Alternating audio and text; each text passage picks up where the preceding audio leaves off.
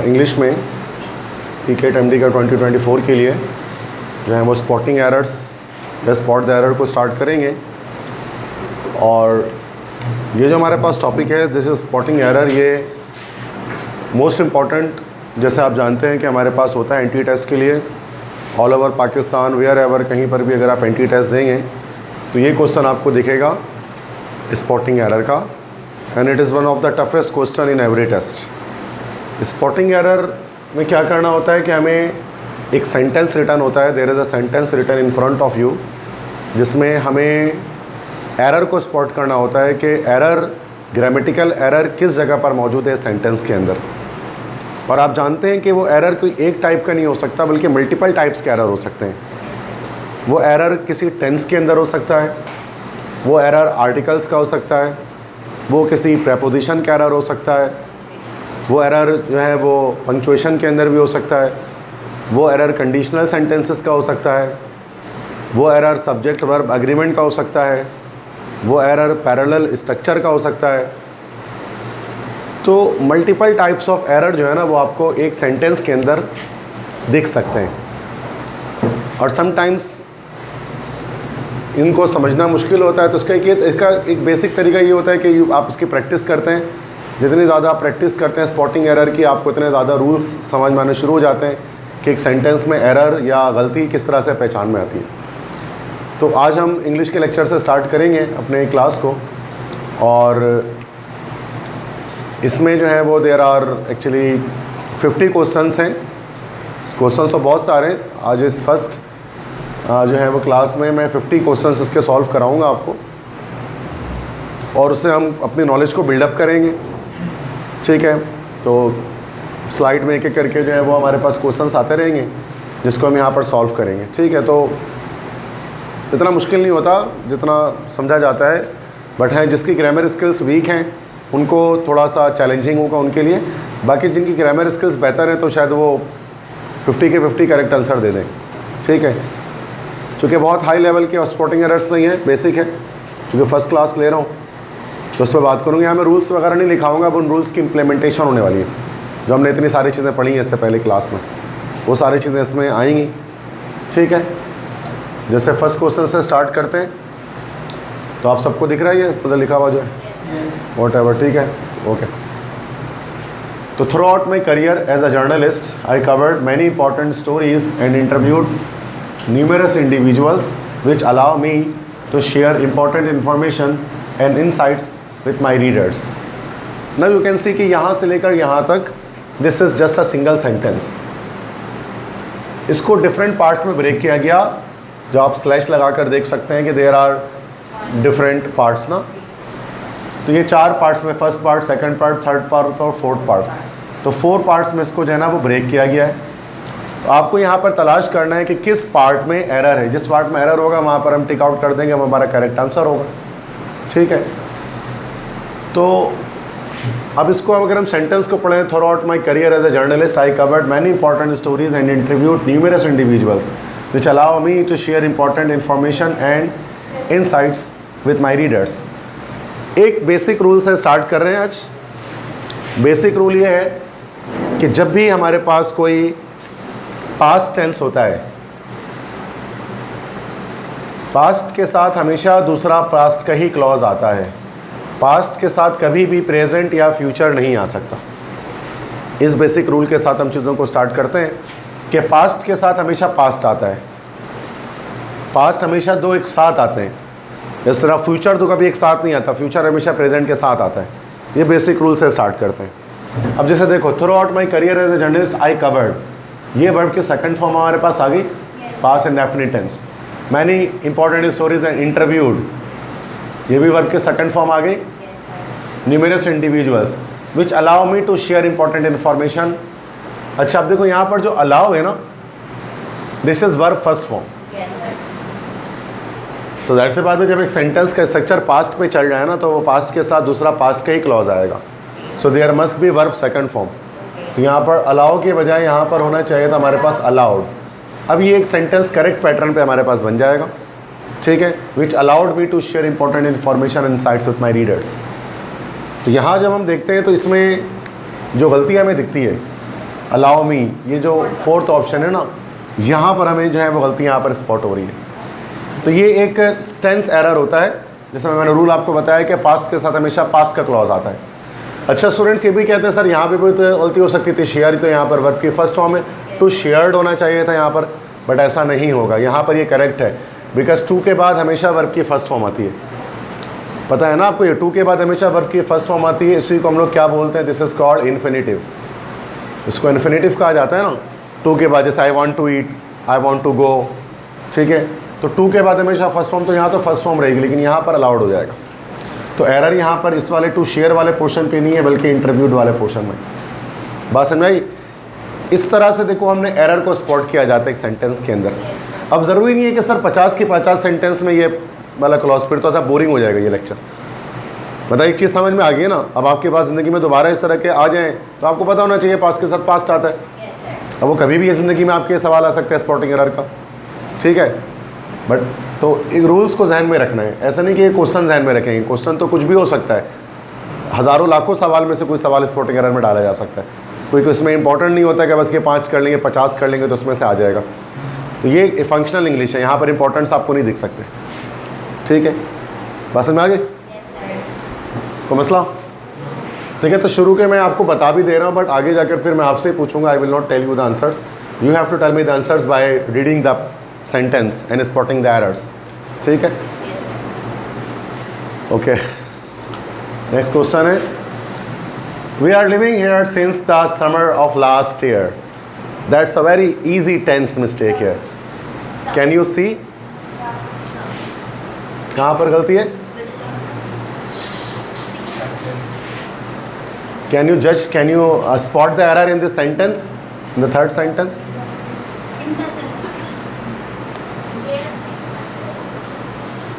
Nobody can spot.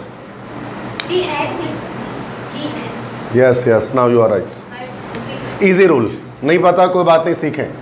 Since आ जाए या for आ जाए, since for जब भी आता है ना, तो बेटा इससे पता क्या चलता है कि ये टेंस हमारे पास जो है वो परफेक्ट कंटिन्यूअस है।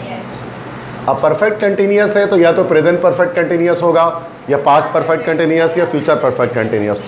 तो उसमें या तो अगर प्रेजेंट परफेक्ट कंटिन्यूअस है तो हैज़ बीन लगेगा, पास्ट परफेक्ट कंटिन्यूअस है तो हैड बीन लगेगा, और फ्यूचर परफेक्ट कंटिन्यूअस है तो विल हैव बीन लगेगा। इनमें से कोई एक हम यूज़ कर सकते हैं। मीन्स यहाँ पर आर तो कभी भी नहीं लग सकता, you can never use are here. तो यहाँ पर होना चाहिए we have been living here since the summer of last year. तो ए पर हमारे पास गलती मौजूद है। ये सिंपल टेंस मिस्टेक है।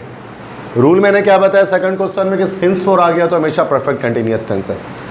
हेल्पिंग वर्ब में इनमें से कोई एक इस्तेमाल कर सकते हैं, has been, have been, had been या will have been. Easy, any issues? No, ठीक है। अच्छा, ये PDF इसका मैं आपको शेयर कर दूंगा, ठीक है। आप तो इसको आपको लिखने की ज़रूरत नहीं है सारे ना, मतलब रूल्स को लिख सकते हैं, बट कभी भी क्वेश्चन ना लिखें इसको आप। ये वैसे भी रिकॉर्ड हो रहा है, आपको यूट्यूब पे मिल जाएगा, ठीक है। और ये 50 सवाल है तो आप थक जाओगे लिखते लिखते, केमिस्ट्री लिखने की जगह ही नहीं बचेगी आपके पास। तो बेहतर है कि आप सिर्फ चीज़ों को समझें। चलें, लाइट आती है तो स्टार्ट कर दें दोबारा।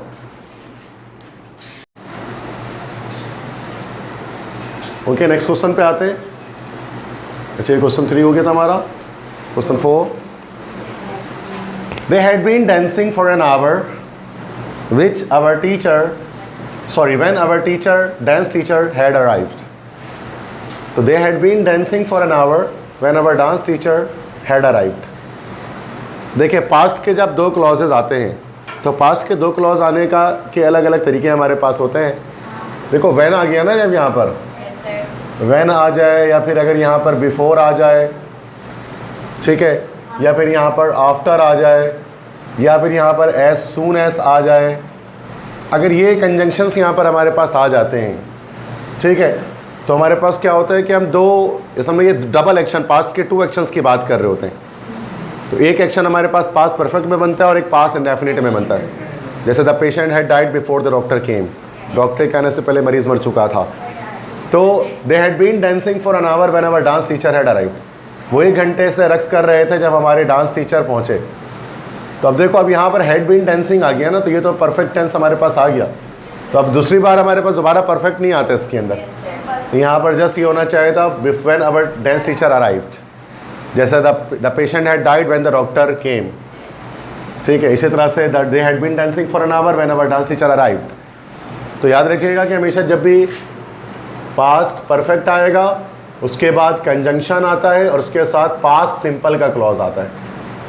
कंजंक्शन कौन सा हो सकता है बेटा? ये चारों में से कोई भी कंजंक्शन हो सकता है। तो इधर पर जो एरर हमारे पास है वो हैड अराइव्ड में, यहाँ पर हैड अराइव्ड नहीं होना चाहिए था, जस्ट अराइव्ड होना चाहिए था। वर्ब की सेकंड फॉर्म डायरेक्ट आ जाती पास्ट इंडेफिनिट में। समझ में आ रही बात सबको? तो ये भी एक रूल मैंने आपको बताया, और ये आप 9th क्लास से पढ़ते हुए आ रहे हैं, उससे पहले से पढ़ते हुए आ रहे हैं इसको। ठीक है, कि दो क्लॉजेस जब भी पास्ट के आएंगे और एक अर्लियर और लेटर एक्शन की बात करेगा, तो जो काम पहले हुआ होगा वो पास्ट परफेक्ट में बनता है, और जो बाद में होता है वो पास्ट इंडेफिनिट में बनता है या पास्ट सिंपल में बनता है। ऐसे ही पढ़ा है कुछ आपने ऐसा? तो यहाँ पर ये इस तरह से 2 बार हेड कभी भी नहीं आता वैसे भी इंग्लिश में। अगर एक बार हेड आ गया ना तो दूसरी बार हेड नहीं आएगा, पास्ट इंडेफिनिट ही आएगा। ठीक है, तो 2 पास्ट परफेक्ट कभी भी एक साथ नहीं आते, 2 क्लॉज के साथ। पास्ट परफेक्ट के साथ दोस्ती होती है पास्ट इंडेफिनिट की, इनकी फ्रेंडशिप इंटेंसेस की, तो हमेशा एक साथ आएंगे। ठीक है, तो ये एक रूल हमने सीखा एक और इसमें। तो हर क्वेश्चन में कुछ ना कुछ हम सीखेंगे जिससे हम एरर स्पॉट करेंगे। वरना देखो, पढ़ते हुए हर सेंटेंस आपको सही लगेगा। अगर आपकी इंग्लिश वीक है ना तो हर सेंटेंस लेके गलती नहीं है कोई इसके अंदर, तो सही तो लिखा हुआ है, लेकिन छोटे छोटे माइन्यूट सी मिस्टेक के साथ क्या गलती निकल रही होती है। मतलब को बहुत बड़ी गलती नहीं होगी, जैसे आई एम अ टीचर के बजाय आई इज़ अ टीचर लिखा होगा और आप बोलोगे सर ये इज़ में गलती है, तो ये ऐसी गलतियाँ नहीं आती। जाहिर सी बात है, आप सेकेंड ईयर पढ़ने के बाद आ रहे हो भाई, 12-13 साल ज़िंदगी के पढ़ ली हो, तब आपसे I am a teacher you are a teacher थोड़ी ना पूछेंगे आपसे। सिंपल सी बात है, वो तो 4-5 के बच्चों से पूछा जाएगा। नेक्स्ट है question 5, he will come and receive you at the station when you will arrive.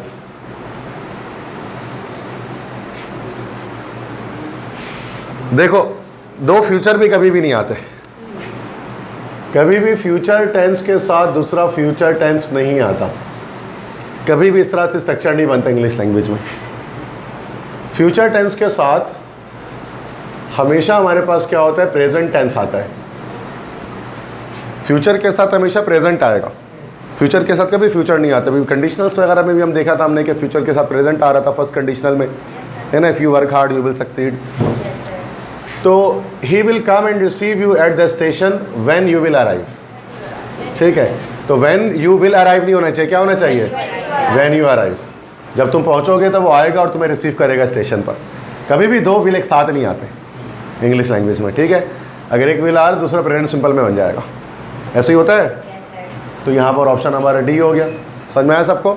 एक रूल और हमने सीखा कि 2 फ्यूचर एक साथ कभी नहीं लगाना। आगे जाकर रूल्स रिपीट होना शुरू हो जाएंगे, तो ये चीज़ें सीखी हुई काम आएंगी अभी। ठीक है, आगे जाकर मुझे नहीं बताना पड़ेगा देखो ये चीज़ स्पॉट हो रही है यहाँ पर। ठीक, क्वेश्चन 6 है,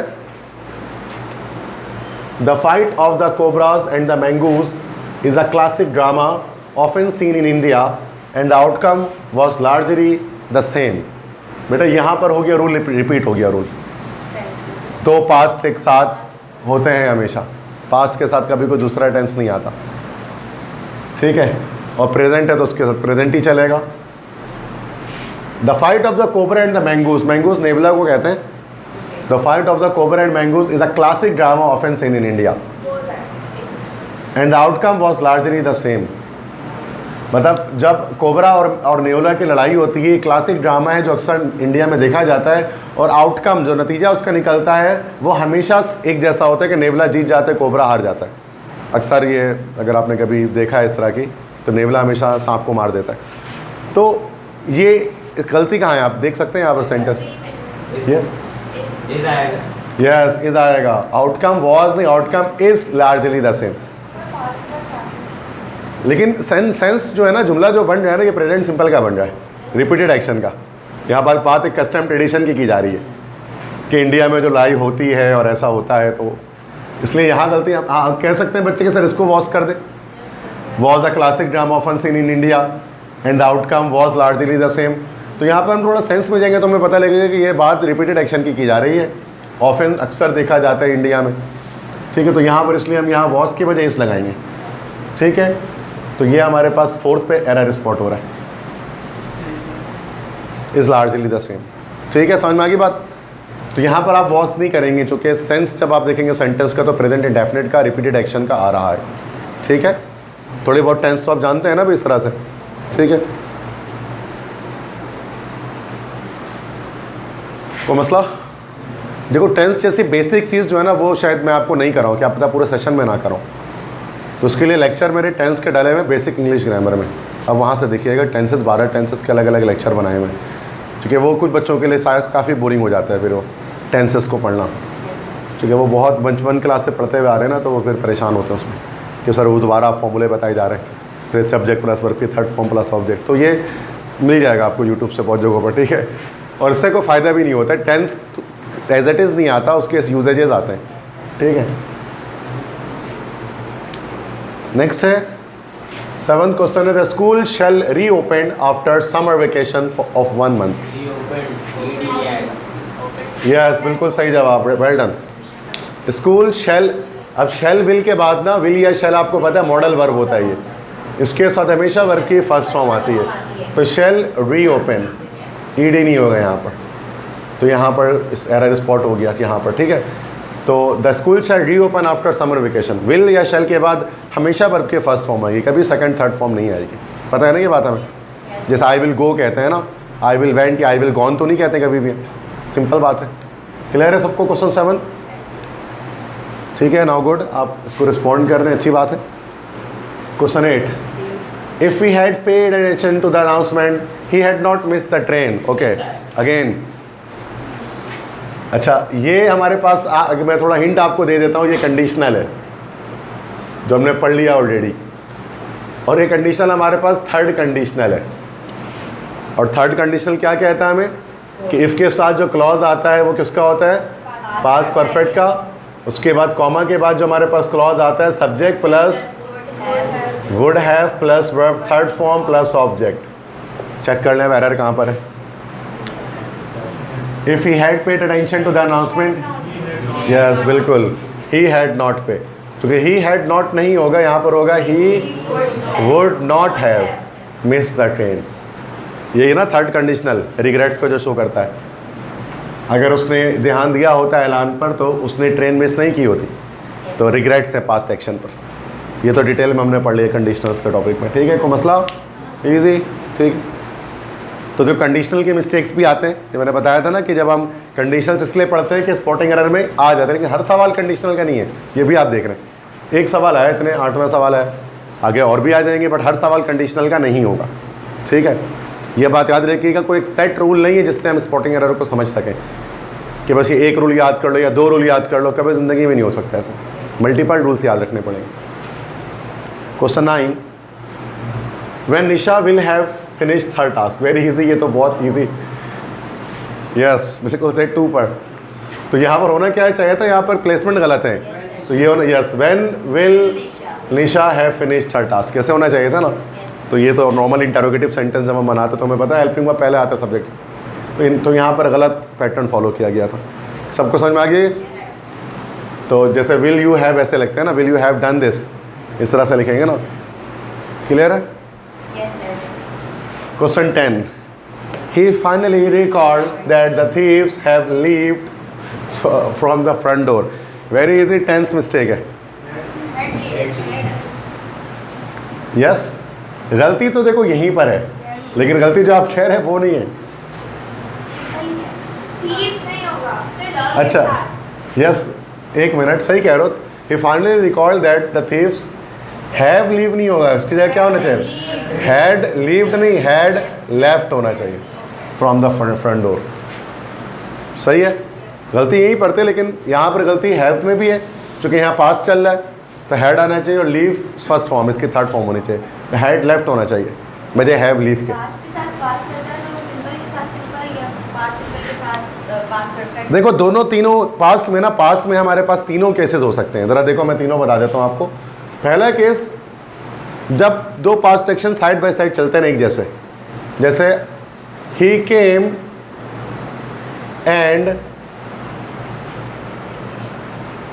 एंड वॉच्ड टीवी, जब कंजंक्शन के बिना अगर आ जाए तो जस्ट दो पास्ट एक साथ लग जाते हैं। वो आया और उसने टीवी देखा, वर्ब के सेकंड फॉर्म, वर्ब के सेकंड फॉर्म, दो पास्ट इंडेफिनिट एक साथ आ रहे हैं।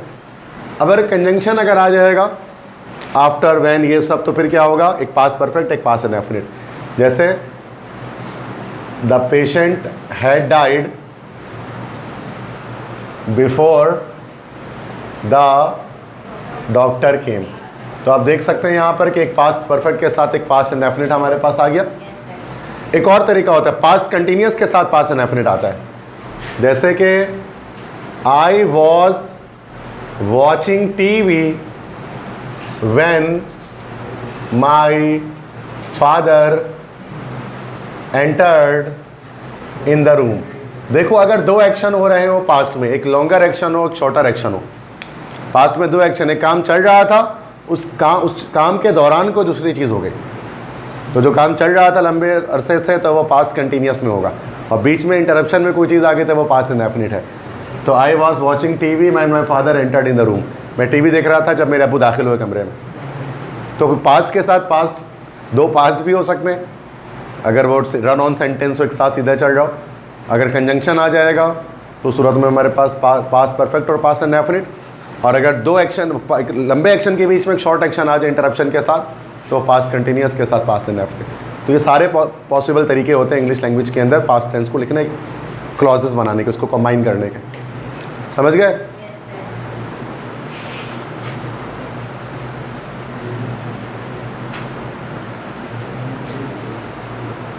तो मसला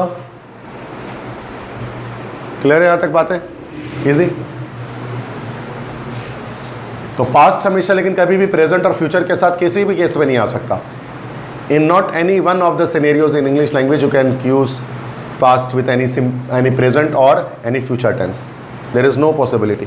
ठीक है, मतलब कोई रेयर सी पॉसिबिलिटी भी ऐसी नहीं है इंग्लिश ग्रामर के अंदर। ठीक है, ये तो हमें पता लग गया इसको, इसका आंसर। नेक्स्ट देखते हैं question 11। He sang beautifully but the judges were unimpressed at the end. Yes, good, right. यहाँ पर गलती 2 पे स्पॉट हो रही है। अच्छा, ये गलती किसकी है? ये गलती यहाँ पर हमारे पास एडजेक्टिव की मिस्टेक है। He sang beautifully but the judges were unimpressed at the end. This should be unimpressed. वो उसने गाया तो बड़ी खूबसूरती से, लेकिन जजेस तो वो आखिरी में उससे अनइम्प्रेस हुए। तो ये जो है ना, ये आप देखोगे तो ये वर्ब की थर्ड फॉर्म है। लेकिन वर्ब की थर्ड फॉर्म को आपको पता है, समटाइम्स हम वर्ब की थर्ड फॉर्म को एज एन एडजेक्टिव इस्तेमाल करते हैं। पास्ट पार्टिसिपल फॉर्म को we can also use as an adjective, like it is a broken chair. यहाँ ब्रोकन जो होता है वो एक एडजेक्टिव होता है। ये टूटी हुई कुर्सी है, I am getting bored.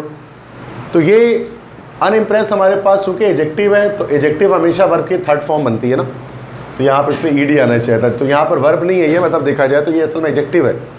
Third form को एडजेक्टिव के तौर पे इंग्लिश ग्रामर में इस्तेमाल करते हैं हम लोग, ठीक है। तो द जजेस वर अनइम्प्रेस्ड एट द एंड। तो शुरू में किसी स्टूडेंट ने बता दिया था इसका आंसर, दैट्स गुड। अगर किसको नहीं समझ में आया तो मैंने बता दिया। क्लियर? यस। स्टार्टिंग वर्ब की थर्ड फॉर्म स्टार्टिंग में हाउ? ही संग ब्यूटीफुली। ये तो पॉसिबल होता ही नहीं है। डायरेक्ट वर्ब के थर्ड फॉर्म तो कभी भी नहीं आती इंग्लिश लैंग्वेज में। वर्ब के थर्ड फॉर्म बेटा कब लगती है? परफेक्ट टेंसेस के अंदर। और परफेक्ट टेंस प्रेजेंट का हो, पास्ट का हो, फ्यूचर का हो, तीनों सूरतों में हमारे पास हेल्पिंग वर्ब तो आएगा। ही संग तो नहीं, ही हैज़ संग हो सकता है, ही हैड संग होता है, ही विल हैव संग हो सकता है, लेकिन सिर्फ ही संग तो नहीं हो सकता ना। ही संग हो सकता है, ये वर्ब के सेकंड फॉर्म में पास्ट इंडेफिनिट बना भाई, सही है। तो वर्ब के सेकंड फॉर्म तो अकेले आ सकती है इंग्लिश लैंग्वेज में, लेकिन वर्ब के थर्ड फॉर्म कभी अकेले नहीं आती बिना हेल्पिंग वर्ब के। पता है ना ये बात आपको? टेंसेस, वही मैं कह रहा हूँ, टेंसेस थोड़ा सा रिवाइज करेंगे तो चीज़ें समझ में आएंगी। ये तो ईजी है, ठीक है। तो किसी ने स्टूडेंट ने बता ही दिया था ये। क्वेश्चन 12 हमारे पास है, व्हेन मयंक का will come I shall go with him to the circus. Easy, ये भी रूल रिपीट हो गया। कौन सा रूल रिपीट हुआ भाई? दो फ्यूचर टेंस एक साथ नहीं आएंगे। जब मयंक आएगा, ये फर्स्ट कंडीशनल है, तो मैं उसके साथ जाऊंगा सर्कस में। हाँ, वैन के साथ जो क्लॉज आता है वैन और इफ के साथ, वो प्रेजेंट सिंपल में बनता है। तो क्या होना चाहिए था? When Mayank comes I shall go with him to the circus, है ना भाई। इफ या वैन वाला क्लॉज फर्स्ट कंडीशनल नहीं याद है, इफ या वैन वाला क्लॉज बनता है ना प्रेजेंट सिंपल में, कॉमा के बाद वाला क्लॉज तो सही बना हुआ है, तो फ्यूचर इन फ्यूचर सिंपल के अंदर फर्स्ट कंडीशनल है ये। तो possible outcome of a present action बोला था ना हमने इसको। तो ये when Mayank comes, when I shall go with him to the circus. Clear है, समझ में आ गया सबको, रूल्स वगैरह क्या है, ठीक है। ये कंडीशनल है, फर्स्ट कंडीशनल इसको हम कहते हैं, पढ़ा हुआ हमने इसको, लेक्चर अपलोडेड है इसका। नेक्स्ट क्वेश्चन है question 13, you should read the newspaper regularly to be update with current affairs. Yes good, तो दोबारा से वही चीज़ है, टू बी अपडेटेड होना चाहिए यहाँ पर, नॉट अपडेट। तो ये भी एडजेक्टिव यूज़ किया गया है कि अपडेटेड रहना चाहिए ना इंसान को, अपडेट तो नहीं कहते, बी के बाद वर्ब के थर्ड फॉर्म आएगी, टू बी अपडेटेड। तो यहाँ पर हमारे पास सी ऑप्शन में गलती है, अपडेट में। तो you should read the newspaper regularly to be updated with current affairs, ताकि करंट अफेयर्स के साथ अपडेट रहें। सही है, समझ में आ गई सबको बात। Laisha should holding a meeting in the Prem auditorium tomorrow evening. Yes, should hold, should है मोडाइल वर्ब है ना बेटा, बिल्कुल easy, very good, well done, आपने बिल्कुल सही बताया सबने। शुड चूँकि मोडाइल है और मॉडल वर्ब का मैंने बताया हमेशा इसके साथ वर्ब की फर्स्ट फॉर्म आती है, तो होल्डिंग के बजाय यहाँ पर क्या होना चाहिए, होल्ड होना चाहिए। तो यहाँ एरर स्पॉट है, ये तो सेकंडों में आपने पहचान लिया उसको। तो should hold a meeting in the Prem auditorium tomorrow evening, model के साथ हमेशा वर्ब की फर्स्ट फॉर्म आएगी, चाहे वो विल हो, शुड हो, मे हो, माइट हो, मस्ट हो, कैन हो, कुड हो, कोई भी हो। सही है। Next, I am walking in the cross road garden since morning, ये पहला सवाल जो था। यस, अभी सिंस फॉर आया ना, तो क्या होना चाहिए था, I have been walking in the cross road garden since morning, ठीक है। So this should be yes I am, easy, ठीक है, बहुत आसान। देखिए अब जब भी सिंस फॉर आएगा फॉरन से उसी को पकड़ेंगे जाकर, और यहीं पर गलती हो रही होती है स्पॉटिंग में, कि प्रेजेंट का देखो जुमला पढ़ने में सही लग रहा है, मैं चल रहा था क्रॉस रोड गार्डन में सुबह से, लेकिन इंग्लिश में जब हम इसको ट्रांसलेट करेंगे तो या इज एम आर की वजह हैज़ बीन आएगा, ऐसे ही है ना, ठीक है। After working so much in the fields yesterday I did you took a break, tense mistake है, बहुत आसान।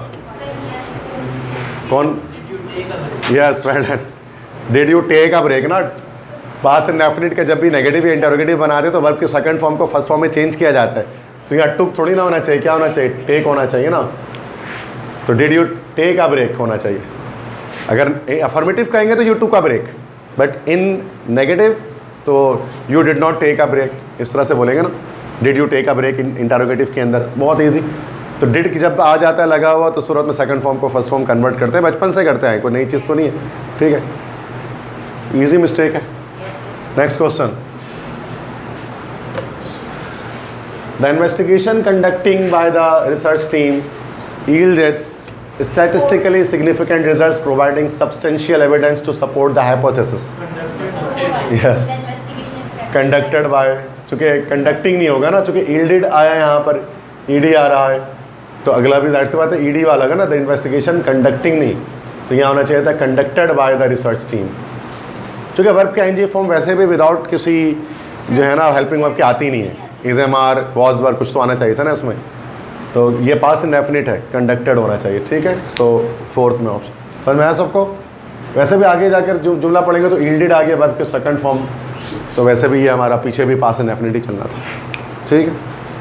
तो मसला 18 क्वेश्चन, ये थोड़ा मुश्किल सवाल है। It is imperative in understanding the rising importance of artificial intelligence in the public sector to increase the efficiency and impact of the work done for public welfare. Yes, well done. Good. It should be efficiency. I think ये typing mistake हो गई है, yes. मतलब mistake तो है ये, but उसको सही कर लेते, ये मिस्टेक टाइपो है, ये दिस इज टाइपोग्राफिक मिस्टेक, गलती से कर दिया, ठीक है। एफिशिएंसी होना चाहिए थी, ठीक है। अब तो गलती ऊपर ही है जैसे उन्होंने स्पॉट किया। इट इज़ इम्पेरेटिव, इम्पेरेटिव मतलब क्या होता है, इम्पेरेटिव का मतलब होता है नेसेसरी, ज़रूरी, imperative means necessary. It is imperative in understanding कभी भी नहीं होता, हमेशा क्या होता है to understand. You have to understand बोलते हैं ना भाई, you have to understand what I am saying. तो इन अंडरस्टैंडिंग तो नहीं लिखते इसके साथ, तो यहाँ पर प्रेपोजिशन मिस्टेक है, तो इसलिए यहाँ पर गलती हमारे पास यहीं पर है। It is imperative in understanding. आपने कैसे पहचाना इसको? इस टू लगता है, ठीक है, ओके। तो ये मुश्किल जबकि एक क्वेश्चन था, इस तरह के क्वेश्चन नहीं पहचान में आते, क्योंकि अभी तक जो पढ़ा हमने, तो यहाँ टेंस की मिस्टेक आ ही नहीं रही है। तो याद रखिएगा टू अंडरस्टैंड होगा, ठीक है, इन अंडरस्टैंडिंग नहीं होगा। Okay, next question. When I was in 5th grade, I used to ride on my red bicycle. Yes, बिल्कुल पास्ट का चल रहा है सेंस। तो I used to ride on my red bicycle, कि मैं अपने रेड बाइसाइकिल पर सवारी किया करता था, ठीक है। तो पास्ट के साथ पास्ट आएगा, तो यहाँ पर used to के बजाय there must be used to ride my red bicycle। Clear है? इजी। देखो आप सेकंडों में आप पहचान ले रहे हैं गलती कहाँ पर आ रही है। नेक्स्ट क्वेश्चन है 20। They were laid in the sun the entire morning till Sudarshan came.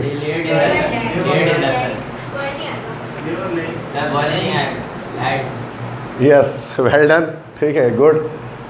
तो they laid in the sun the entire morning, मतलब वो लेटे हुए थे, तो पास्ट इंडेफिनिट बन रहा है ना, तो वर्ब की जरूरत ही नहीं थी यहाँ पर।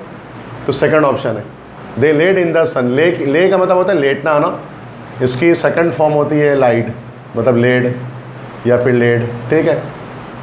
तो they laid in the sun in the entire morning till सदर्शन के, तो वर्ब की जरूरत ही नहीं थी यहाँ पर, पास्ट इंडेफिनिट है, डायरेक्ट वर्ब की सेकंड फॉर्म आती है सब्जेक्ट के साथ, सही है। तो ले की सेकंड फॉर्म लेड लगी हुई यहाँ पर, वो लेटे हुए थे जो सूरज के नीचे पूरी सुबह, जब सुदर्शन या जब तक सुदर्शन आ गए, ठीक है, क्लियर है। नेक्स्ट क्वेश्चन है that's 21। Our soldiers have been making a clean sweep of the sheep and poultry on the route. Yes, have been होना चाहिए ना, have के साथ being नहीं आता, have के साथ being आता है, is MR के साथ being आ रहा होता है, लेकिन has have के साथ कभी being नहीं आता, थर्ड फॉर्म आती है being, ठीक है, being का ing फॉर्म है, पता है ये बात easy. Have been making a clean sweep of the sheep and poultry on the road। तो यहाँ पर ऑप्शन हमारे पास have being में, समझ में आ रहा है सबको? तो मसला है तो लाजमी आप पूछें कि सर ये चीज़ किस तरह से हो रही है, ठीक है। तो मैंने बताया ना, मैंने बेसिक लेवल के आपको MCQs अभी रखे हैं, फर्स्ट लेक्चर दे रहा हूँ, तो मैं डायरेक्ट आपको मुश्किल क्वेश्चन नहीं देने वाला हूँ। My aunt Geeta is knowing my friend Rudransh very well. Yes yes, is knowing, चूँकि नो जो है ना वो हमारे पास स्टैटिक वर्ब होता है। स्टैटिक वर्ब वो होता है जिसकी हम कभी भी ING फॉर्म इस्तेमाल नहीं करते, तो नो की कभी भी ING फॉर्म नहीं इस्तेमाल होती। My aunt Geeta knows my friend Rudransh very well, जानती हैं, जान रही हैं कभी नहीं होता। आई नो यू, मैं तुम्हें जान, आई एम नोइंग यू, मैं तुम्हें जान रहा हूँ, ये कोई जुमला नहीं है। आई नो हिम, मैं उसे जानता हूँ, आई एम नोइंग हिम नहीं होता है ना भाई। तो कुछ सेंटेंसेस वर्ब हमारे पास ऐसे होते हैं जिनको हमेशा हम वर्ब की फर्स्ट फॉर्म में बनाते हैं बजाय हम उनको ING फॉर्म में बनाने के, जिसको स्टेटिक वर्ब कहा जाता है इंग्लिश लैंग्वेज के अंदर। तो नो उनमें से एक है। अच्छा, आपको शायद ये पता नहीं होगा, लेकिन आपको ज़रूर पता है कि जुमला गलत है, क्योंकि सेंस ही नहीं बन रहा ना, कभी ऐसा बोला ही नहीं जाता ये। तो आप फिर उस सूरत में भी आप कॉमन सेंस के थ्रू भी पकड़ सकते हैं, स्पॉट कर सकते हैं एरर को, जो आपकी इंग्लिश स्पीकिंग स्किल्स है उसके जरिए। भले आपको नहीं पता है स्टेटिक वर्ब होता है, ये क्या फ़र्क पड़ता है, आपको तो एरर स्पॉट करना है, सही बात है ना भाई। लेकिन ये रूल्स पता हो तो इससे ज़्यादा बेहतर होता है। 23 है, this day next year I will having a conference with, yes I will be having, तो विल हैविंग की बजाय विल बी हैविंग होता है ना, विल बी के साथ ING फॉर्म आती है, विल के साथ हमेशा फर्स्ट फॉर्म आती है। सेंटेंस पढ़ने की जरूरत ही नहीं है, शुरू में ही आपने स्पॉट कर लिया कि कौन पढ़े, क्योंकि शुरू में ही कभी मिल जाता है यार, हमें पता है कभी ज़िंदगी, मतलब पढ़ते हुए जाओगे तो आपके दिमाग में क्लिक करेगा कि कुछ गलती है यहाँ पर, ये सही नहीं है, वो 5 सेकंड बाद आपको पता चलेगा गलत क्या है, क्योंकि 5 सेकंड पहले आपके इनर इंस्टिंक्ट आपको बता देगा कुछ गलत है, छठे ही साहब की बताए कि कुछ गलत है ना, दिमाग में लग रहा होगा जाके एक जगह, है ना, ऐसे ही होता है ना। तो ये होता है, जो कि बचपन से इंग्लिश पढ़ते हुए आ रहे हैं, तो हमें पता है करेक्ट इंग्लिश किसे कहते हैं, और फिर समझ भी जाते हैं, ठीक है। जैसे आपने शुरू में ही समझ लिया कि आई विल बी हैविंग होना चाहिए, क्योंकि विल के साथ कभी एनजी फॉर्म नहीं आती, फर्स्ट फॉर्म आती है, ईजी। तो मसला। Next question, the peon was brought a cup of coffee for Naina. Yes, the peon brought a cup of coffee for Naina, ठीक है। वो लेकर आया है कप ऑफ कॉफी नैना के लिए, ठीक है। तो वॉज ब्राउट होना ही नहीं चाहिए था, जस्ट ब्राउट होना चाहिए था, past indefinite, subject plus verb की सेकंड फॉर्म प्लस ऑब्जेक्ट, सही है। पैसिव बन जाता है ना, पैसिव की जरूरत ही नहीं है यहाँ पर इसमें। वैसे वॉज ब्राउट भी होता है, लेकिन यहाँ पर सेंस पैसिव का जा नहीं रहा ना, वो लेकर आया एक कप कॉफी नैना के लिए, तो जस्ट पास्ट इंडेफिनिट है ये, सब्जेक्ट डूअर ऑफ एक्शन है, और तो पैसिव का सवाल ही पैदा नहीं होता। ये समझ में आ रही बात। तो देखो, अगर मैं देखो 24 क्वेश्चन हो गए हैं, देखो फास्ट तो नहीं है ना, समझ में आ रही है चीज़ क्या बता रहा हूँ। क्योंकि ऐसा नहीं कि मैं 50 कराने तो बस कैसे भी करते रहे, आप थोड़ा स्लो भी कर सकते हैं, समझ में आना जरूरी है। 50 सवाल बहुत होते हैं सिंगल क्लास के अंदर। 25, माई फ्रेंड रागिनी शेल, दोबारा से भाई मोडाइल मिस्टेक है, यस, शेल कंप्लीट होना चाहिए ना, यहाँ पर शेल कंप्लीटेड तो नहीं होना चाहिए। ये तो आई थिंक 4-5 के बच्चे ही बता दे कि गलती है कुछ इसके अंदर। The teacher will certainly help you if you will ask her, वही गलती आ रही, yes, if you ask her, first conditional. तो कंडीशनल के भी कितने सारे मिस्टेक्स आते हैं। इफ़ के साथ आएगा प्रेजेंट सिंपल में आएगा, चूँकि दो फ्यूचर एक साथ नहीं आएंगे, तो मसला ईजी। ये दोबारा से भी मसला है, मल्टीपल मिस्टेक आ रहे हैं मॉडल के इसके अंदर। विल के साथ हेल्प आएगा ना, I hope you will help me this weekend, ऐसा ही है। तो ये तो पता नहीं कितनी गलतियां ये वाली आ गई। 28, if the charge that he conspired to raise a building is valid, there is great deal to answer for.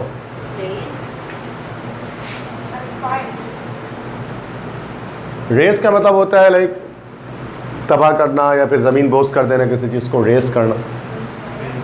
If the charge that he conspired to raise a building,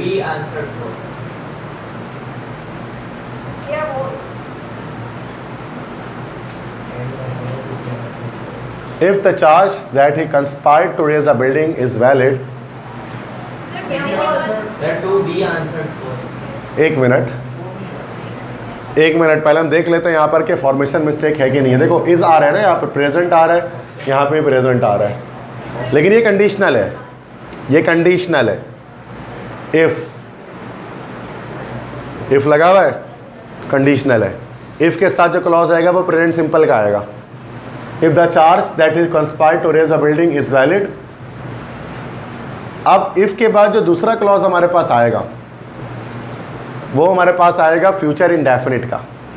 ऐसा ही है ना, फर्स्ट कंडीशनल किसे कहते हैं? Possible outcome of a present action.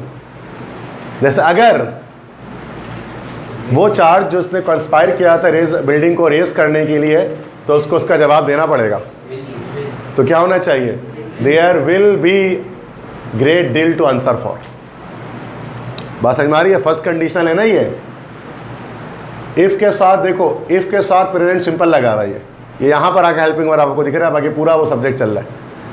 अब आप बोलोगे sir ये वर्ब के सेकंड फॉर्म है, तो ये इस क्लॉज के साथ लगा हुआ है। मेन यहाँ पर वर्ब जो ये इस वाला है, is valid, there will be a great deal to answer for. Now is the sentence is correct. तो ये थोड़ा सा आएगा, मुश्किल भी है। तो यहाँ पर फर्स्ट कंडीशन ही लग रहा है, तो कि इफ से पहचाना मैंने। इफ आ गया तो यकीनन उसके साथ इज आ रहा है, तो फर्स्ट कंडीशनल है ये।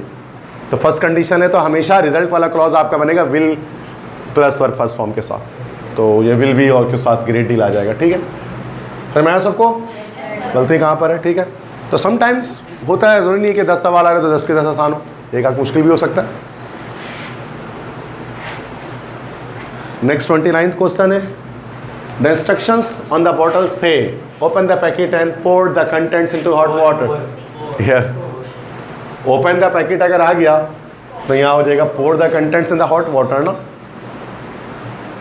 तो यहाँ वर्ब की फर्स्ट फॉर्म है तो उधर पे भी फर्स्ट फॉर्म होनी चाहिए, इसमें सेकंड कैसे आ सकती है? इसको कहते हैं पैरेलल स्ट्रक्चर, कि पैरेललिज्म फॉलो होती है, सेम स्ट्रक्चर फॉलो होता है। यहाँ ओपन आया तो यहाँ पोर आएगा। ठीक है, और वैसे भी इंपेरेटिव सेंटेंस है कि पैकेट को खोलो और डालो कंटेंट्स को हॉट वाटर में, तो इंपेरेटिव में आपको पता है वर्ब की फर्स्ट फॉर्म ही आती है, open the door, close the window, come here, go there. पता नहीं है बात सबको? नेक्स्ट क्वेश्चन 30, यहाँ से वही वाला आ गया। पहले 1 सेकंड में आंसर पता लग रहा है? Shall go to the office tomorrow to get, बाकी सब सही होगा। दैट बात ऊपर एरर स्पॉट हो गया, जरूरत नहीं आगे देखने की, सही लिखा हुआ भाई। तो ऊपर एरर आ गया, और मल्टीपल एरर एक सेंटेंस के अंदर नहीं होते, एक सेंटेंस में एक ही एरर होता है, तो शुरू में ही गेट कर दिया, ये हो जाएगा सैम शैल वेंट टू। बाकी अदरवाइज आगे जाकर चीज़ें सही हैं। क्लियर है? नेक्स्ट क्वेश्चन देखते हैं, question 31। How foolish I was to have believe that.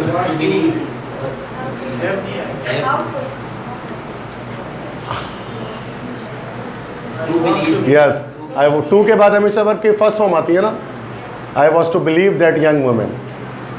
ठीक है, तो 2 के बाद हमेशा डायरेक्ट फर्स्ट फॉर्म आती है, वर्ब के फर्स्ट फॉर्म डायरेक्ट, हैव की जरूरत ही नहीं थी। How foolish I was to believe that young women. ठीक है, तो हैव की जरूरत ही नहीं थी, वांट टू हैव बिलीव्ड, वैसे भी सेंटेंस अजीब से ही लगेगा आपको ये बनाते हुए। तो वो हमेशा मैंने क्या बताया कि 2 के बाद फर्स्ट फॉर्म आएगी, कुछ भी हो जाए। क्लियर है? नेक्स्ट देखें 32, डायरेक्ट इसमें बताना। Yes,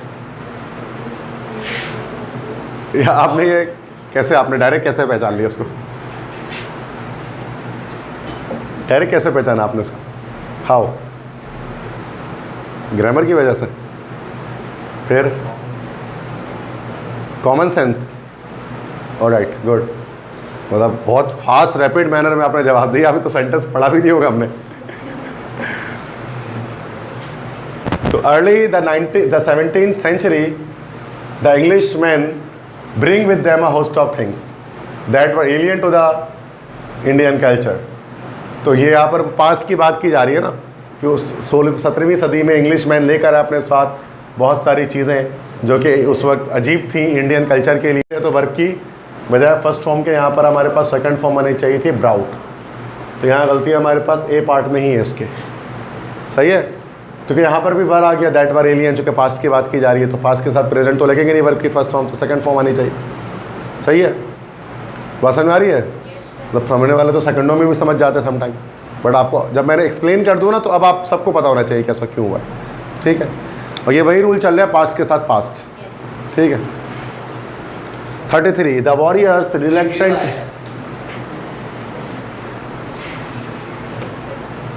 how can you know? Common sense?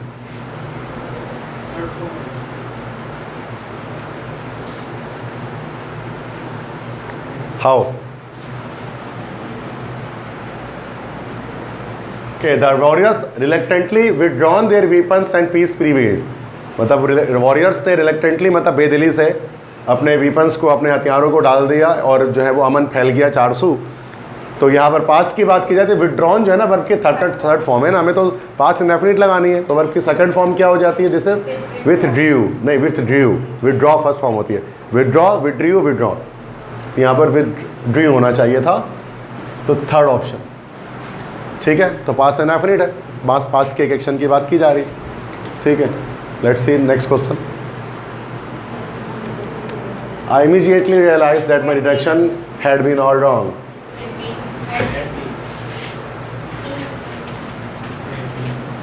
Yes, क्या है? हेड बीन होना ना, हेड बीइंग तो कभी नहीं होता, जैसे हेड के साथ थर्ड फॉर्म आती है, फोर्थ ऑप्शन। ठीक है, 35 the atmosphere become tensed as heated words were exchanged. Atmosphere, फिजा जो है वो बहुत टेंस हो गए जब हीटेड वर्ड्स को एक्सचेंज किया गया, उसका तबादला किया गया। यस, बिकेम होना चाहिए ना, बिकेम टेंस्ड, क्योंकि पास्ट आ रहा है ना आगे। ओके, यस, तो बिकम टेंस नहीं होना चाहिए, बिकेम टेंस, क्योंकि पास्ट आ रहा है, तो यहाँ वर्ब की फर्स्ट फॉर्म तो आ नहीं सकती थी, सेकंड फॉर्म आनी थी, पास्ट के साथ पास्ट लगता है। सही है, तो एटमॉस्फेयर बहुत ज़्यादा टेंस हो गई थी जब हीटेड वर्ड्स को एक्सचेंज किया गया, तबादला किया गया लोगों के बीच में आपस में। नेक्स्ट है, ये मुश्किल सवाल है 36। he wished he listened to his, yes, yes, good, he wished he had listen to his mother's advice, उसकी ख्वाहिश थी कि काश उसने सुना होता अपनी माँ की एडवाइस को। तो ही विश्ड आ गया ना, अब उसके बाद हमारे पास पास्ट परफेक्ट का क्लॉज आएगा। He had listen to his mother's advice, उसने सुना होता अपने अम्मी की एडवाइस को। ठीक है, तो ये हमारे पास जो गलती यहाँ पर आ रही है, यहाँ पर बी ऑप्शन में उसकी, तो विश्ड जब आ जाएगी ना, विश्ड या होप्ड, तो उसके साथ हमेशा पास्ट परफेक्ट आएगा।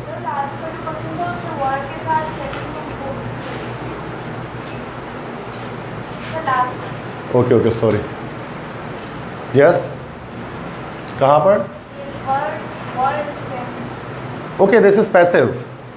हीटेड वर्ड्स वर एक्सचेंज्ड, मतलब कि हीटेड वर्ड्स का तबादला किया गया। किसने किया नहीं जानते।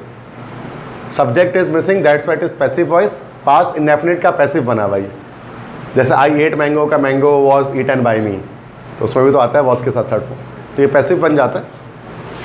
मैंने एक्टिव पैसिव पढ़ाया ही नहीं आपको, और शायद मैं पढ़ाऊँगा भी नहीं, तो ये आपकी जिम्मेदारी है।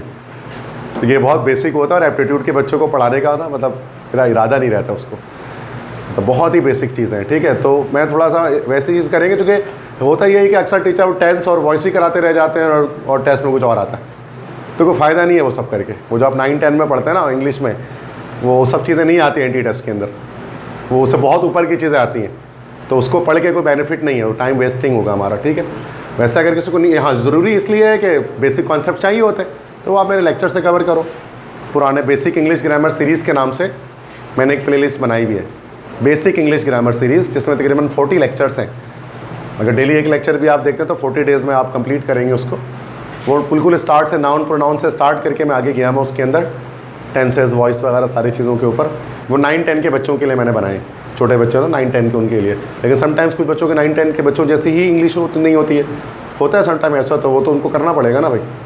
हाँ, आप में से कुछ बच्चे ऐसे जिनकी बहुत अच्छी स्किल्स हैं, तो मसला ही नहीं, उनको ज़रूरत ही नहीं है वो सब लेक्चर देखने की। 36 चलिए 36 हो गया, 37 स्टार्ट करेंगे। If I was the president of, yes ये तो बताया था ना, सब्जेक्टिव याद आया, imaginary I would work to ensure, ये सेकंड कंडीशनल है। तो इमेजिनरी सिचुएशन आती है तो इफ आई वर द, अगर मैं इंडिया का सदर होता, अनरियल इमेजिनरी सिचुएशन। ठीक है, I would work to ensure communal harmony. समझ बात, ये पता है ना फर्स्ट सेकंड कंडीशनल में क्या होता है, हमेशा बॉस नहीं लगाते, वर्ड लगाते हैं। बोला था ना imaginary situation, subjective mode of word, याद है कंडीशनल का लेक्चर आपको, वही चीज़ है। 38 by next year they will have build their new tower, easy, बहुत आसान गलती है जो आप नहीं डिटेक्ट कर पाए। Yes, third form, will have के साथ थर्ड फॉर्म आएगी ना भाई, दे will have built there new tower, तो बिल्ड थोड़ी ना होगा, बिल्ड फर्स्ट फॉर्म होती है, बिल्ट इसकी सेकंड थर्ड फॉर्म होती है। तो एरर सही, मतलब ये तो आसान एरर था जो आप गलत स्पॉट कर रहे हो। ठीक है, मतलब अगले साल तक वो बना चुके होंगे अपने न्यू टावर को, तो फ्यूचर परफेक्ट है ना ये, क्योंकि फ्यूचर में एक एक्शन कंप्लीट हो चुका होगा इस टाइम तक। The committee recommended that the bill be passed immediately, ये मुश्किल सवाल है, that's one of the tough question here. The committee recommended that the bill be passed immediately. Yes, the bill should be passed immediately.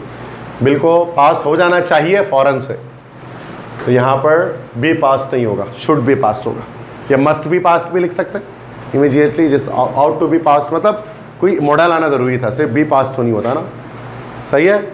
तो the committee recommended that the bill should be passed, अब ये sentence सही लग रहा है। अगर ऐसा पढ़ो that the bill be passed, तो ये गलत जुमला बनेगा। ठीक है, should be passed, will be passed, must be passed, इस तरह से हो सकता है। Jaishit had written the application before you came, क्या हो गया, रिटन थर्ड फॉर्म सही तो है, राइट रोट रिटन।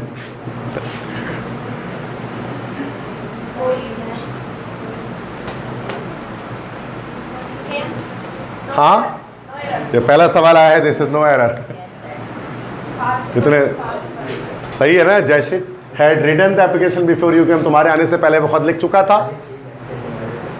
तो नो एरर, मतलब ये आया पहला सेंटेंस, इसमें गलती है ही नहीं, आप ढूंढते रह जाओ उसके अंदर। आप बताएं सर ये गलती हो रही है यहाँ पर, जितनी ग्रामर आपको आती है। There is no error, simple बोला एक लाइन का, ठीक है।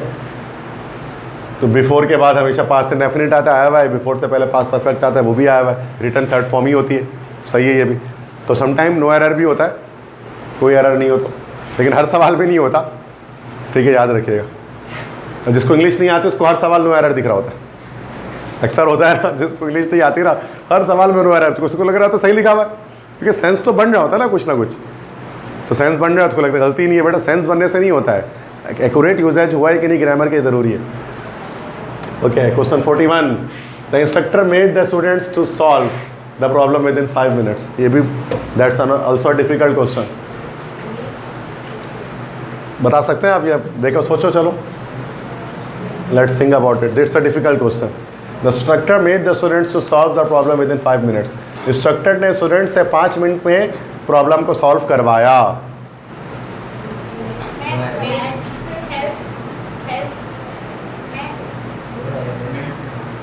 क्यों? ये सॉल्व की वजह से नहीं?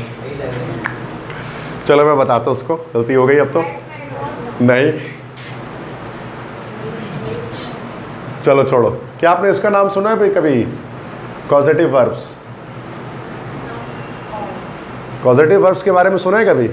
नहीं। बहुत सारे होते हैं। लेट होता है, मेक होता है, हैव होता है, गेट होता है। नहीं सुना कभी ये सारे?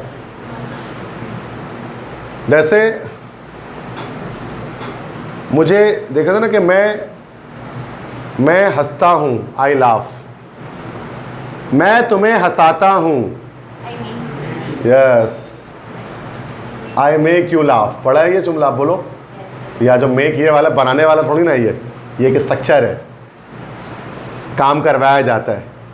आई make you laugh, make something happen, ठीक है। तो द स्ट्रक्चर, तो आई के मतलब सब्जेक्ट आ गया, मेक आ गया, फिर एजेंट आता है, फिर उसके बाद कोई भी वर्ब की फॉर्म फर्स्ट फॉर्म आ जाती है।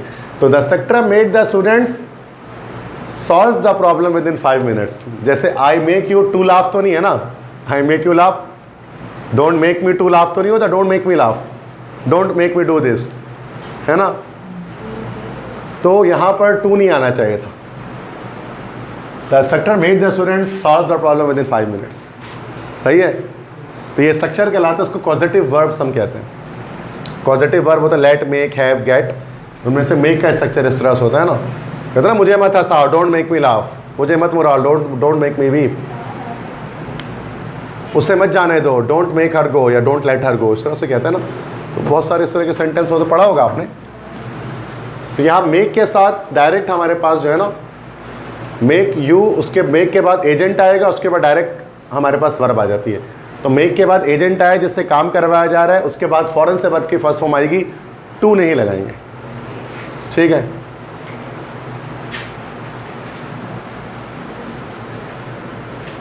क्लियर है भाई? समझ में आ गई बात?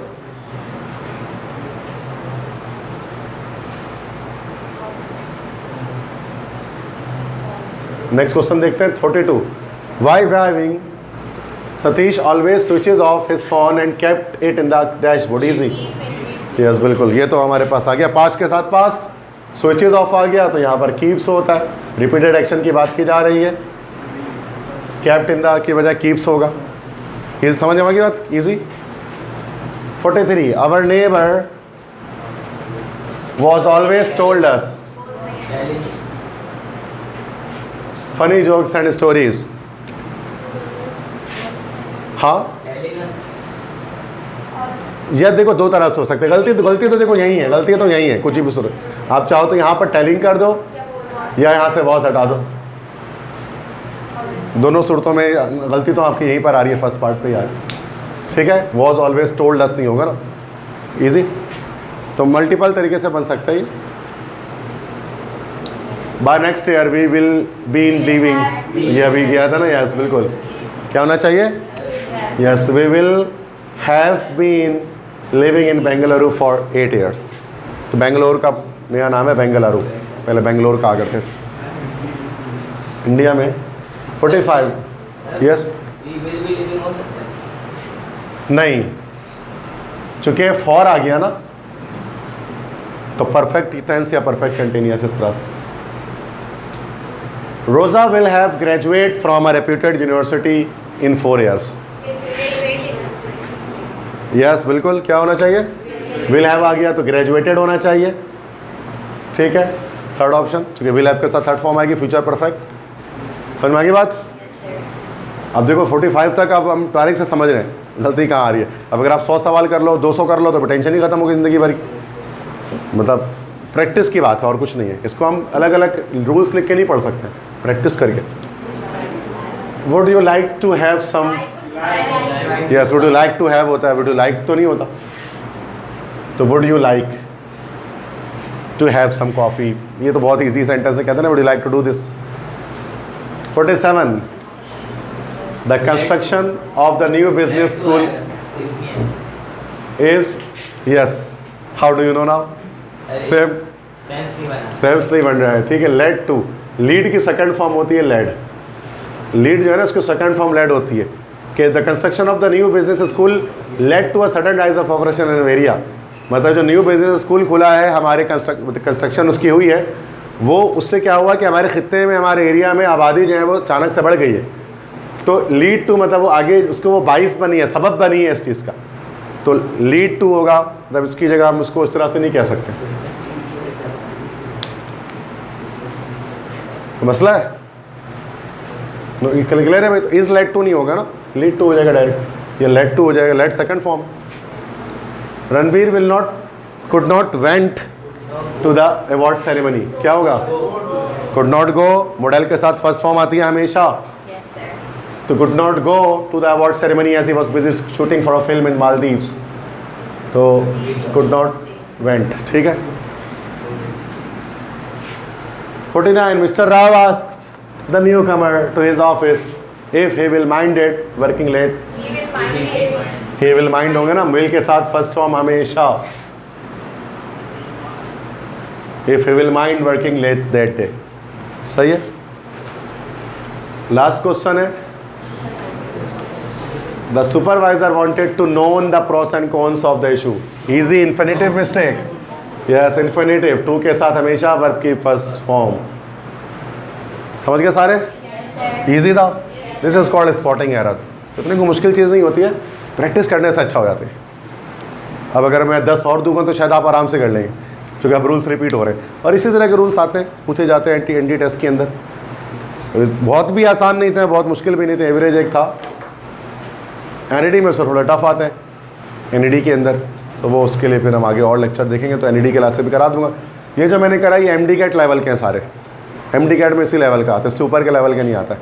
बहुत आसान होता है क्योंकि वो एनईडी में थोड़ा सा टफ होता है, तो वो, लेकिन जब ये आएगा तो ही हम टफ वाले कर पाएंगे, वरना हो ही नहीं सकेगा आपसे। पहले आप इस तरह से आसान वाले तो करो एमडी कैट लेवल के, फिर एनईडी लेवल के होंगे इंग्लिश के, ठीक है।